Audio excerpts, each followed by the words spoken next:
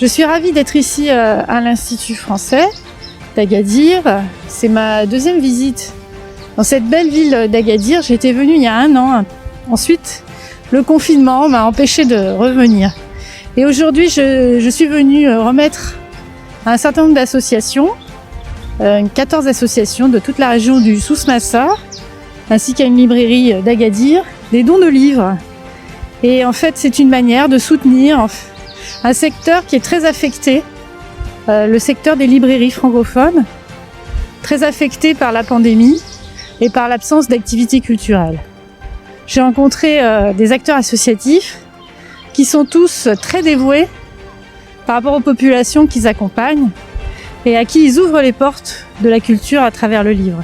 Donc c'est pour moi un grand plaisir que d'avoir assisté à cette cérémonie.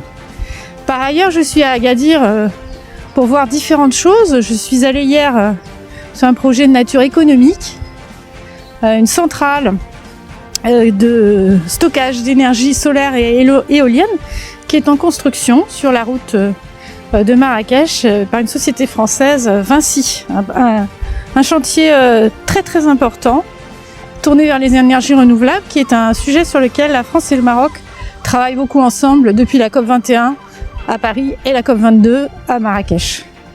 Je verrai aujourd'hui le Wali.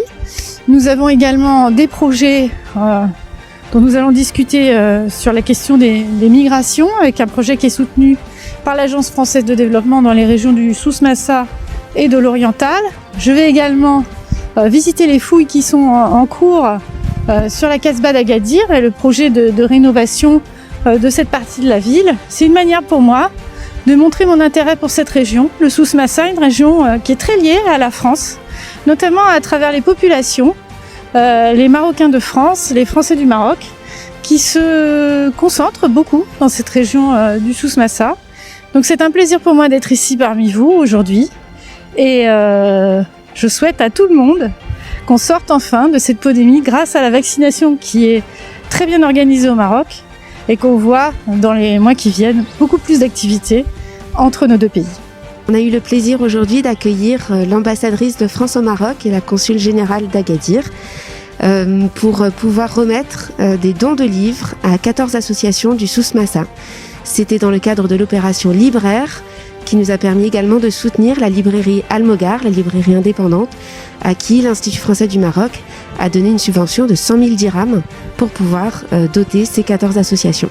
Voilà, donc nous espérons que ces associations en feront bon usage, mais nous connaissons leur travail au quotidien d'implication auprès d'enfants défavorisés, auprès de familles qui ont besoin d'aide, et nous savons qu'elles en feront le meilleur usage possible. Par ailleurs, l'Institut français d'Agadir reprend progressivement son activité et adapte toute sa programmation culturelle aux conditions sanitaires. Donc en ce moment, vous pouvez venir découvrir une installation littéraire numérique dans le hall de l'IFA, qui est en accès libre, totalement Covid compatible. Et il y a aussi une exposition sur le mur extérieur de l'IFA, côté Gauguin, côté l'entrée de Gauguin. C'est une exposition du designer Rudy Bord que nous avons montée dans le cadre de la manifestation Demain dès aujourd'hui, que vous pouvez également suivre sur nos réseaux sociaux. Et à partir du 1er mars, nous relançons la caravane Kafila depuis Foumsguide qui fera une itinérance pendant 2 mois jusqu'à Marrakech, donc à suivre aussi sur nos réseaux.